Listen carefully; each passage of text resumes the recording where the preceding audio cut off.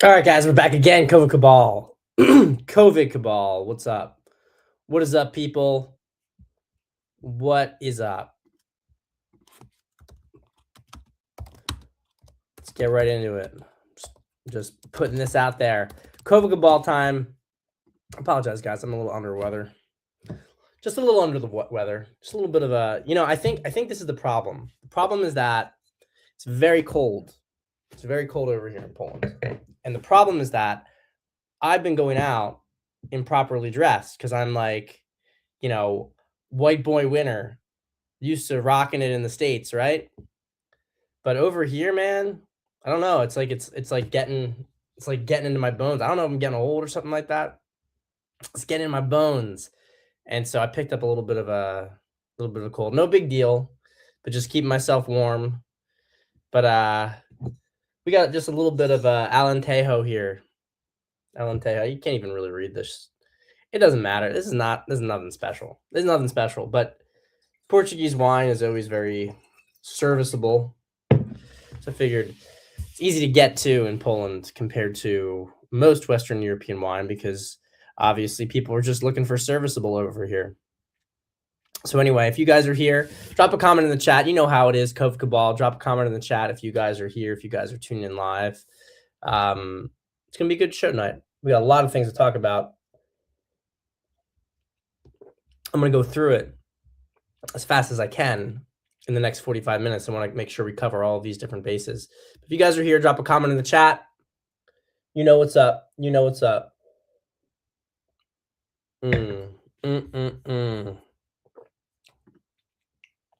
Hey, what's up?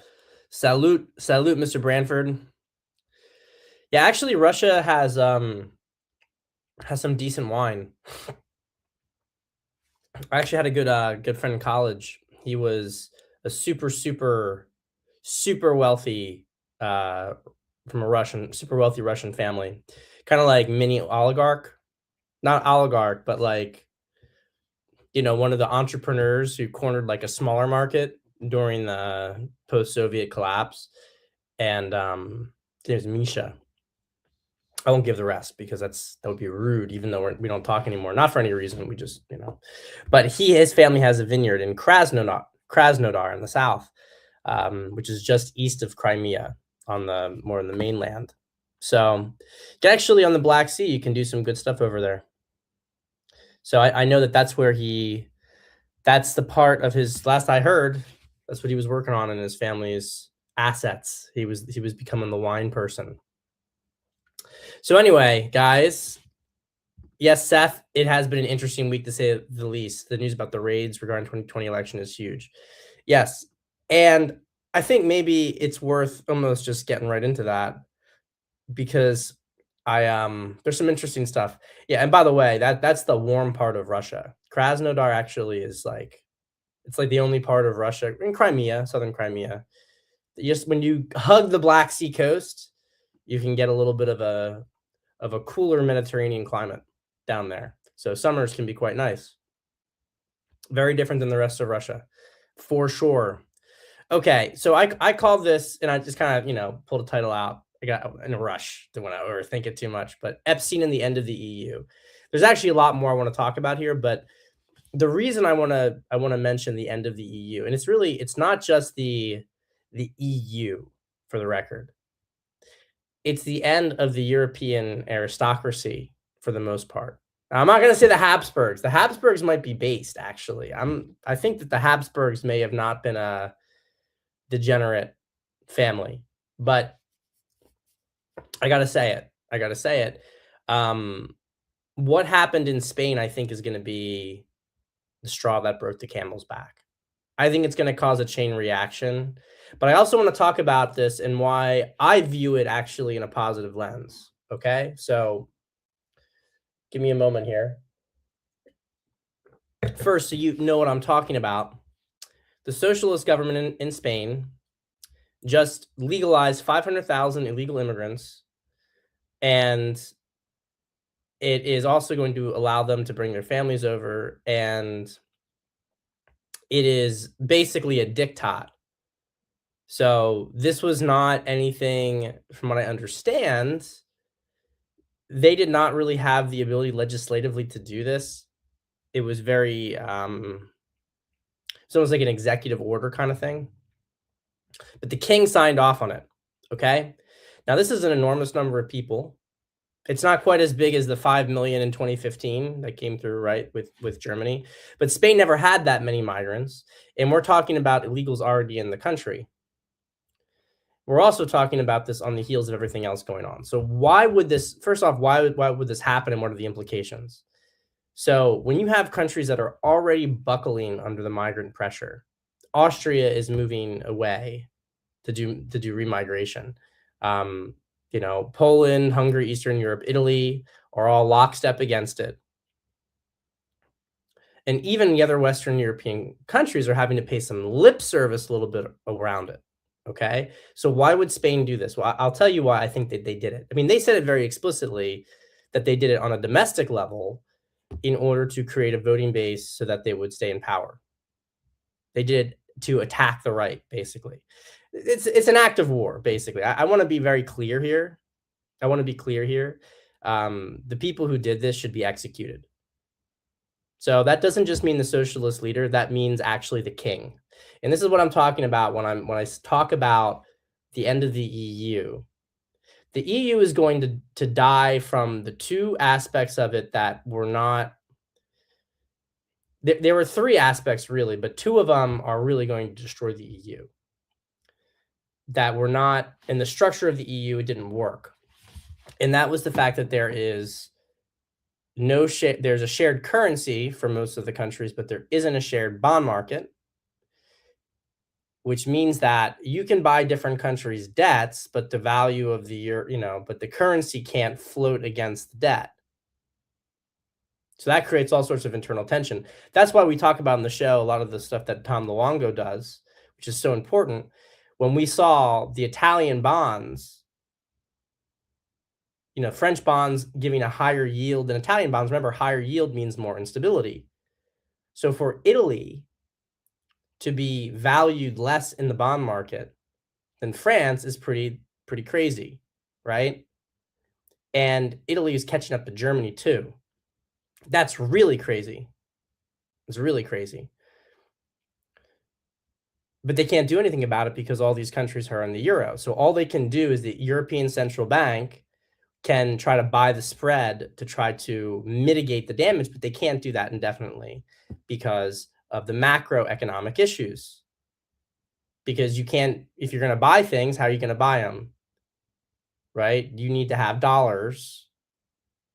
How do you get dollars? You have to have US treasuries. So you see how this gets very complicated. Okay? It gets very complicated because you have to sell things to buy things.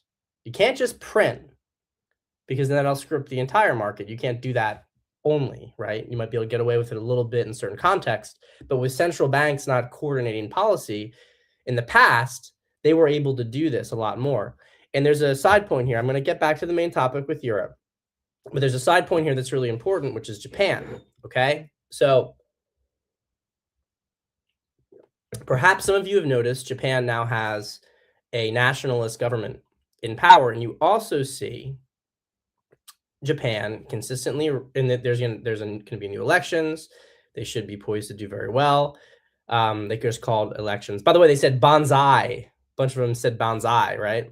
We got the samurai country coming back now, but Japan is going to start to raise its balance sheet.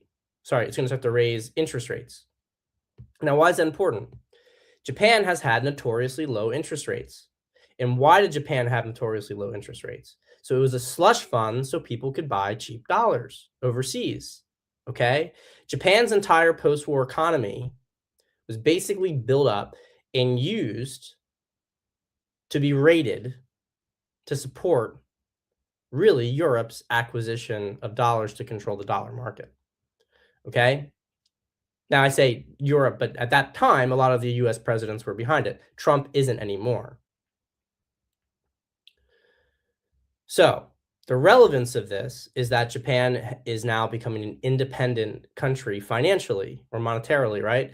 And I think this is one of the kind of agreements that Trump and Japan, Kuroda, has right now, right? That they are allowing Japan to be let go as a puppet, because Japan was really our number one ally, but really they were number one puppet.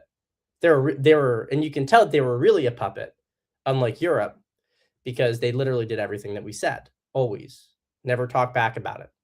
I know some of that has to do with the Japanese way and the Japanese manner, but bottom line is you see a lot more complicated dynamics with a lot of the Western European countries, which, you know, and of course Israel too. If you have to say, I'm your best ally, I'm your best ally, you're probably not, right? You're probably a fake piece of shit. Japan never said that they were our best ally, but they were. And they still are, because as they raise interest rates, this is going to create more and more of a dollar scarcity. Okay, so let's take it back now. This is a problem going on in Europe as we speak, big problem, okay? But the other part of the problem is the migration movement. You cannot have free movement among these countries. You cannot have free movement across countries and um, and have different immigration policies. I'm gonna tell you guys really, really like personal experience right now. This is how fucking stupid the whole thing is, because these illegal migrants in Spain, right? They're just going to the office and they're getting permit. But me as an American, you know, I'm going to have a problem because I'm just getting temporary residency in Poland. The wait time to get my document means I can't leave Poland. Now, they let me stay while waiting, but if I leave, I can't come back. Now, I could go to America. I could get a Type D visa, which is probably what I'm going to do when I go back to the States in the summer, to come back and say, hey, my document's almost done or it's waiting for me, you know, family reunification. And I'll probably get it, right? But I'm going to have to get a separate visa to do it. But in Europe, I was supposed to go to Remigration Summit. There was more I was going to be doing there in remigration, which Martin Sellner is doing in, I believe, Portugal in late May. If you guys are in Europe, I really highly recommend you go to it. You support the movement, okay? But I was in talk with Martin. I don't want to say more, but bottom line is I was intending to go there, and it was going to be important. And I can't go. I can't go because the 3 months on my tourist visa will have been elapsed by that point. Okay.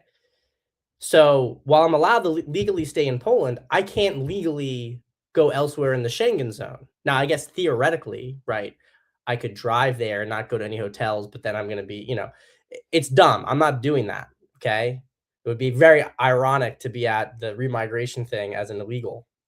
But the point is, for me, an American, fully with means, family reunification in Europe, I still have to wait months to be able to move around the country, move around the entire Schengen zone. These migrants in Spain, they're not just giving them permanent residency in Spain. They are giving them access to all of Schengen automatically. Now, probably they're not going to go to Poland for the most part, but the bottom line is that even just the threat of it, and this is going to happen eventually to Poland, because the trajectory is that Poland's economy is improving vis-a-vis the rest of the countries in Europe, simply because it's not filled with third world migrants. Okay? So what is the end goal here? What is the end point? I'm going to tell you what's going to happen. Eventually, you are going to see borders close across Europe, and you can already see it. The reason that they're doing this, though, why did they do this in Spain? Bowtied Asset, they do not get 6 months in Europe visa free anymore, at least not in the same way that they used to. So in the past, you could be there for 6 months, right? And that was fine. They've changed it. Effective, I think, in 2025. It wasn't this way when I went to Europe before, but it became the case last year. So what it is now is you are allowed to come for 90 days, and then you have to be out of the country for 90 days, and then you can come back again for 90 days. So you still get 6 months in a year, but you can't do it consecutively. And also those 90 days carry over from calendar year to calendar year. So for me, I lose the ability to go elsewhere in Europe while I'm waiting for my status adjustment in Poland. I lose the ability to do that March 17th. I can't do it anymore. Okay? Between now and then, I'm still on tourist visa. I still have ability to go. After that, I'll be denied at the border to get back in. Or if I'm found in another country, then it would be me violating. I would be banned from the EU for like 5 years. Okay. But Spain just, gave everybody access. So why did they do it in Spain though? If you pay attention, you can see that there is a wall forming on the south and the east. Now, I want you guys to pay attention to geography. We've talked about geography with these lessons, but this is very important. The core of the EU, the corrupt core of the EU, and I'm just going to include the UK in this because, by the way, it's a distinction without a difference for the most part, because Labour government didn't want to leave. If they don't explicitly go back in the EU, it doesn't matter because they're cooperating on every single measure anyway. Okay. Britain was never actually given independence. Actually, it was worse, to be honest. It was probably worse and I think that they may have punished Britain for doing that. They may have punished the British people because before that, you had a lot of migrants in Europe, but most of them are from the EU. But after Brexit, they flooded it with third world. That's what happened. So, okay. Let's pay attention to geography here. What do we need access to as America? America's biggest bases are in Italy. We're looking at trade routes. We're looking to box in our enemy. Okay, what boxes in the enemy? You have Poland on the east, right? You have the Mediterranean sea routes cut off in the south. And then you have Greenland in the northwest, which deal with the Atlantic trade and maybe northern trade routes. Okay, you have to pay attention to the geography. I know we don't like to think about it. We think it's archaic. It's not. It's very, very relevant. Okay. So what this means is that, and this is my speculation, but if I'm just reading the tea leaves here, given the timing of this, given the situation that they are facing, right? That they did this to Spain to try to force Spain to stay in the bloc of, France, Germany, Netherlands, UK, Sweden, right? That sort of Northwestern European bloc. They don't want to lose Spain, but they don't want to lose Spain not just because they don't want to lose other countries. They don't want to lose Spain because Spain gives access to the Mediterranean. If you peel Spain away, if Spain joins up with Italy and the rest of Eastern Europe, right? Austria, Eastern Europe over. If that happens, that's a very big problem for Europe because then they start to get cut off from the Mediterranean. But if you control Spain, you can block that entire area. Portugal can't do it on its own, right? It's totally isolated. So that's what I view this as. I view this as a very aggressive, desperate measure because it's going to backfire big time. 500,000 people naturalized overnight in your country. Naturalized, not the right word. Legalized right overnight in your country. Even if a lot of them go to other countries, probably half of them are going to stay because they may already be doing some work or whatever. So I think that you will see the end result of a lot of this be the borders closing. The borders will eventually close within Europe. I don't know if it's going to be permanent. And I'm going to say this. I want to be clear. I love the idea of a unified West. I love it. If we're actually like all pulling our weight. But Europe is really a continent that should be on its own. It should be on its own. I mean, I'll just say this objectively, not as an American imperialist, just as objectively. I like the idea of the EU being its own entity. I think the EU should be its own entity, but the EU needs to act like a proper power. And it needs to actually be trying to support its population and develop its industry and have a controlled border. Okay? If it did that, even though Europe doesn't have any energy resources, and this is the one thing, I don't know if it may be too late for Europe, because energy is everything. Energy and resources is everything now. And Europe went the opposite direction during the most crucial period. So I don't actually even know. I mean, to be honest, objectively speaking, their best bet would be to align with Russia. Objectively, they won't right now, they won't do it, but their best bet objectively would be to align with Russia, because if they align with Russia, they'd have easy access to all of Russia's resources, and there'd actually be the population to develop it. It's not going to happen, though. It's not going to happen. I don't buy it. I don't buy it going to happen. I mean, there's too many people here who just wouldn't be able to go along with it. So, you have these three options. You're either the vassal of the United States, you're I don't even want to say you're a vassal of Russia, because I think that there could be more of a cooperative arrangement with Russia. Theoretically, I think actually it sailed, but theoretically that could have happened, and that would have been logical. Or they go their own way. They're gonna have to pay up the ass for the resources, though, so that always will put them as a tier below.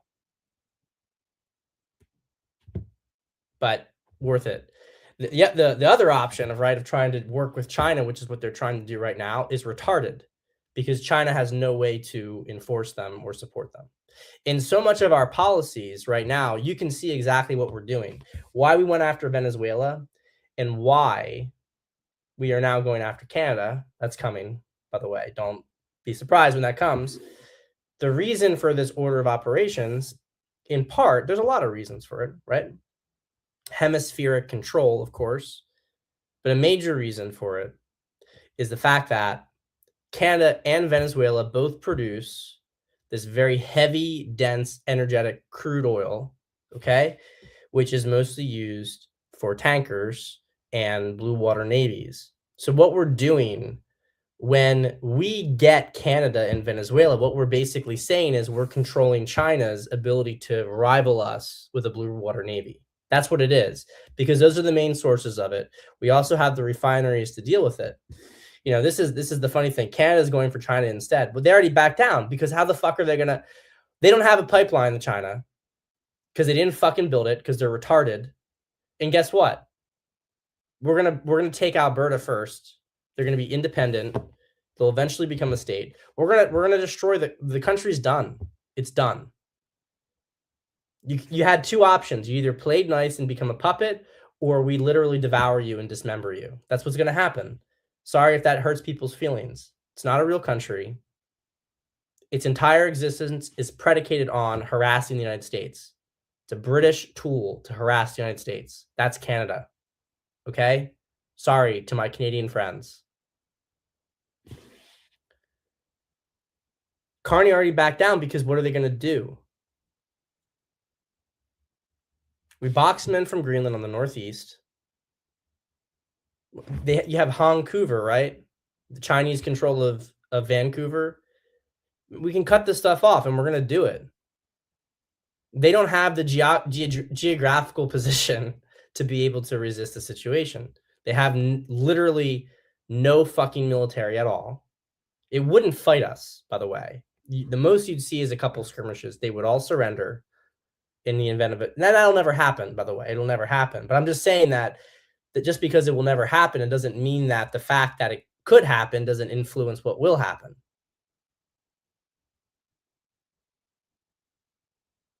We are not going to let Canada sell its entire resources to China and undermine it. It's not going to happen. We're not going to allow a hostile government in Canada. It's not going to happen. It's not going to happen. Okay? Back to great power politics.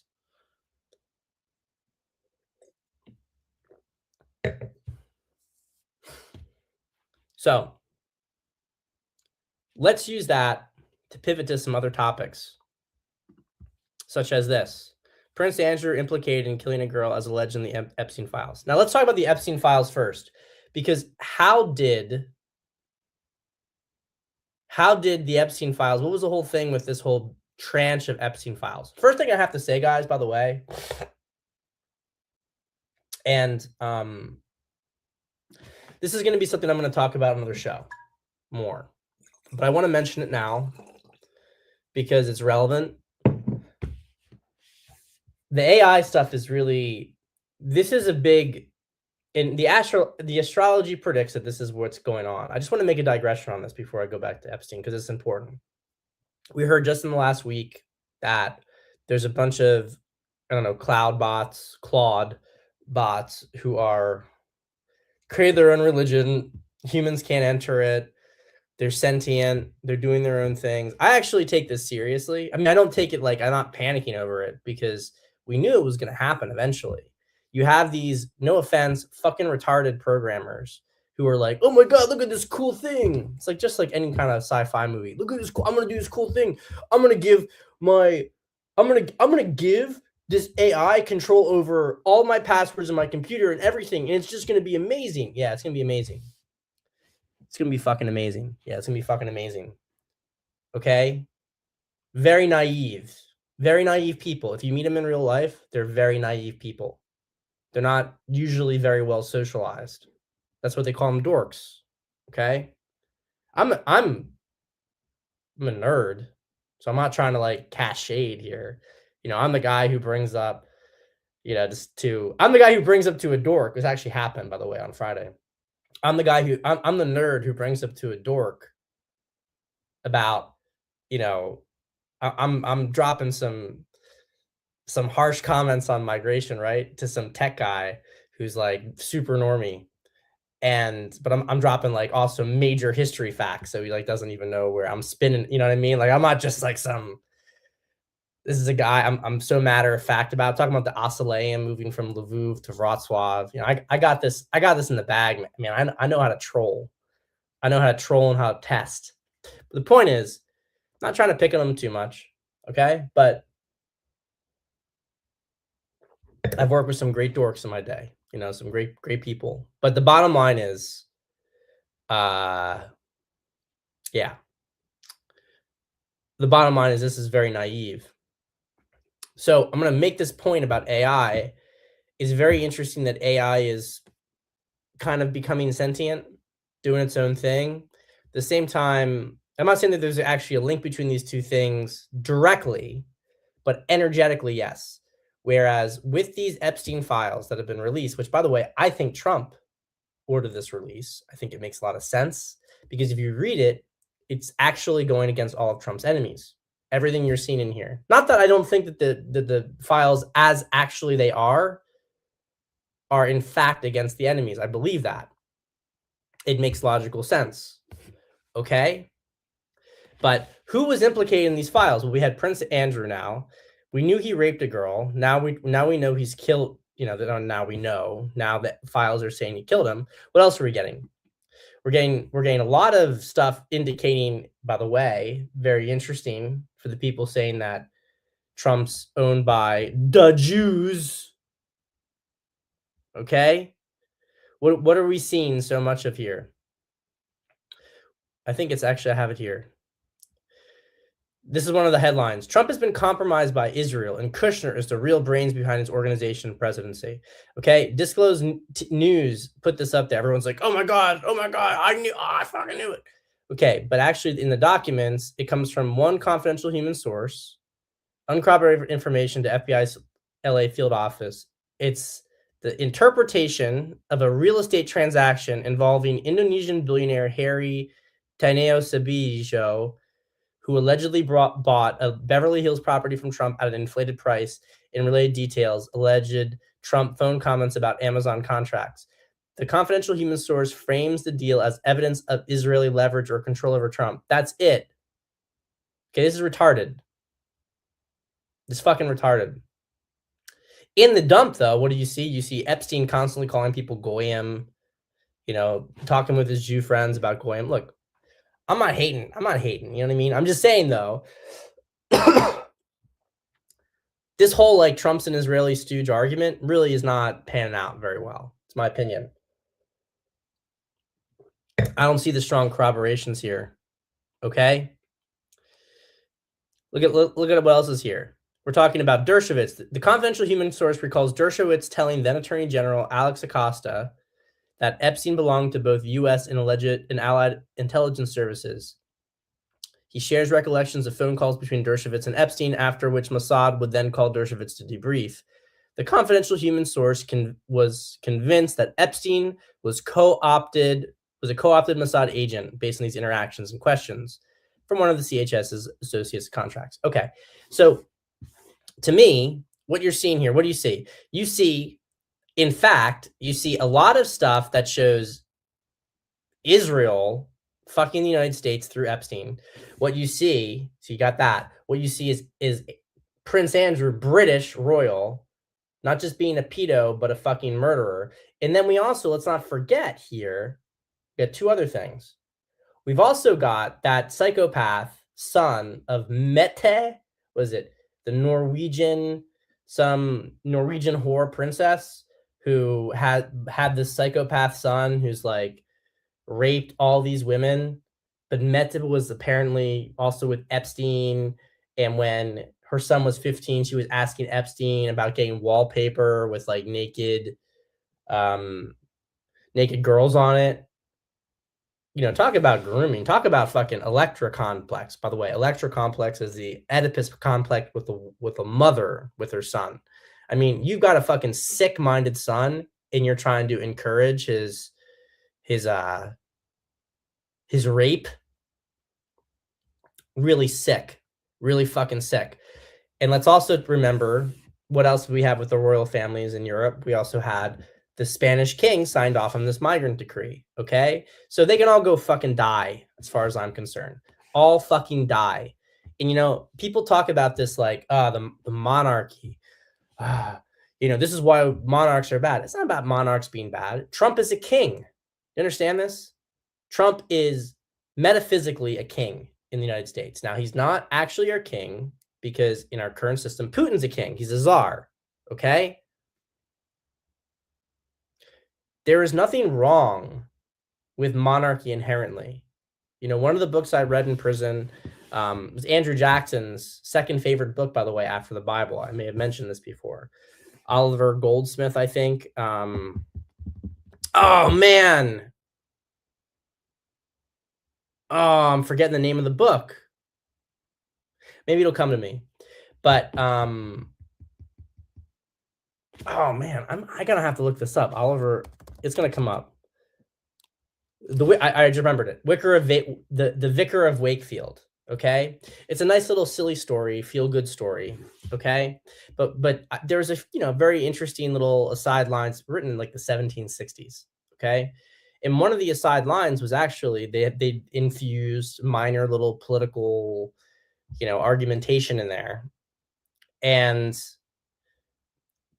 basically one of the things that Oliver Goldsmith talks about, the writer talks about, is he mentions the fact that monarchy is actually supposed to be the protector of the people against the corrupt aristocracy. Okay, so the issue here is not that you can view this through two lenses. You can view it that the monarchy is actually the aristocracy now because they don't hold full power. Or rather, they're part of a bigger kind of non-official aristocracy, and there's no monarch. And so we need a real king to come in. You can view through that lens. I think that's accurate. Or you can view it more literally and say that this is a corrupt monarchy, because what do the Greeks say? I think it was, I don't know if it was Socrates, to be honest. But tyrants will always bring in migrants, people from other nations, because they can control them better. They prefer the company of those people to their own people, right? So the European, again, leaving out the Habsburgs for now, but the European, royal families, aristocratic families, by and large, your days are numbered. It's not because there's anything wrong per se with having these established institutions. The problem is that there's a moral authority that you're supposed to have. The king is supposed to have a moral authority. So, Trump and Putin, and for their respective countries, they are acting like kings should act. So we gotta think beyond specific details. We gotta think energetically. They are occupying those roles. Cuckman, is this I didn't see him. I didn't see him. And by the way, maybe I've already touched on it, which parts of the files are fake. I don't know. I gotta be honest, guys. I really do not know. I really, really do not know. Um, and I appreciate you saying that, even though you came in late, you didn't realize, that it was important to say, but because I digressed away from it. This is a big moment because we were talking about the AI stuff with like AI becoming sentient, but the other part of it is that I have never seen so many fake posts in my life, AI generated posts. It's not just about Epstein, by the way. I've seen a lot of different videos recently. It's like, this is AI, this is AI. So I think we've hit an inflection point. And astrologically, this was going to happen as these outer planets transition. This was predicted by astrologers. But man, it's a doozy. We are going to have to be very, very careful. I'm being dead serious right now. I'm being dead serious right now. We are really entering into a different world where I don't know, unless your discernment is absolutely sharp. And by the way, if your discernment is sharp, that means that you are going to believe nothing up front, because you're not going to be able to tell up front. I made a mistake here. Because I didn't. This is before I started to get it. Before I saw multiple versions of it. I'm not going to make this mistake again. I can't say that. I'm not going to try to make this mistake again. I'm going to be more careful, because there was like this email between like Elon and Epstein, and and which was fake. Elon was in the Epstein files, but basically saying, I'm too busy for this. But people put out a fake one. I put out about this. I only found out like a day later that people were saying this isn't real. This is AI. Now I probably should have. I was probably like not thinking critically about it because I wasn't expecting it to be wrong. I was like, okay, I thought it looked good for Elon either way, because it seemed like Elon was really naive. The fake email was basically Elon like, hey, can I come and here you have like, this is like a fun party. And they're like, don't invite him, don't invite him, you know? So I viewed it like, oh, okay, well, it works for Elon actually. But point is, I saw so many after that. So we had Mom Dami. People are now saying Mom Dami's maybe the son of Epstein. I don't buy that for a second. And you know why I don't buy that? I'm going to tell you why I don't buy it. Some of you guys aren't going to like this answer. Actually, I think you guys are going to like this answer. Some people won't like this answer. The reason I don't believe Epstein is Mom Dami's father, do you know why? It's because Mom Dami's mother is ugly. She is fucking ugly, okay? She's ugly. So Epstein, you can say whatever you want to say about him. Epstein was a man of taste, okay? He liked teenage girls, but he liked attractive women, okay? What is it called? Like a phebophile. Epstein was all about the girls being attractive. Even if he liked them too young, even if he liked, teenagers, he liked them attractive. And Mom Dami's mother is not attractive. And I'm just not really convinced about it. I also don't even really so much see it in the facial profile. People are trying to mishmash this stuff. It doesn't really do it. But the point is, this is stuff that's going around. We do know that they had a connection. That's what's relevant. Like I'll admit, the Justin Trudeau, Fidel Castro, I actually buy that. The timelines work out really well. Spitting image, you know what I mean? And Fidel had game, and look, Trudeau's mom, she was a notorious slut and she looked good. So these things don't surprise me so much. But Epstein, if you read the rest, you've read some of these emails, you see that he's very he tells it like it is. You know what I mean? He tells it like it is. I'll give him that. So I don't buy that, but there's definitely a connection between them. You can, and this is what's interesting, right? So we have that's another element. And then we have Bush, right? The Bush email. Now, I did not actually read the Bush email. You guys can tell me in the chats about it. I think it was though that This was one of the ones about someone else being killed in a ritual. Correct me if I'm wrong here in the chat, guys. Just want to make sure. Because I don't want to transpose rumors I heard for a long time beforehand with what was actually in there. But the point is, if you look at everything in there, what do you see? What do you see? You see Epstein is connected to Mossad. You see Elon is good, didn't go in it. You see Mondami is connected to Epstein. You see multiple parts of the British aristocracy are connected to Epstein, right? You see Gates connected to Epstein. You see Bush connected to Epstein. Didn't look really good for anybody who was against Trump. Okay? So, very I think we're going to see the end of the European monarchies. And I think not that we are necessarily going to see no more kings, but it's going to be different. It's time for some new blood, some new lineage, some people who understand the role of a king, both politically, but also energetically. It's supposed to be the divine masculine, right? But yeah, there's going to be a lot more misinformation and misdirection, Jackson. Exactly to what you're saying. There's going to be a lot more misinformation and misdirection. Okay, so let's in the last 5 to 10 minutes, let's clear up a few other topics here that we got. Oh, I have to talk about this, the gold and silver price. I'm not going to go into it in too much detail. Basically, this is part of the war, so to speak. I don't, how do I put this? We had a 7 sigma move at the end of the month. Very interesting, by the way. Oh, what else happened at the end of the month? Kevin Marsh, Trump's new Fed appointee.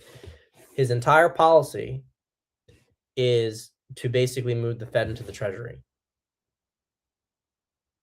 He says that the whole Fed policy of past years to produce, right, to just simply print money to protect Wall Street is not going to work anymore. He wants to roll it. And I'm telling you, this is where this is going. You had a lot of people who wanted the Fed to disappear. I'm going to tell you guys, it is not going to disappear. Or let me be more precise. The issue is actually not even that there is a central bank. And I know some people hate to even hear that said, but I went through the whole thing. I read the Creature from Jekyll Island in prison. I read the other book by blanking on his name, Ezra Pound's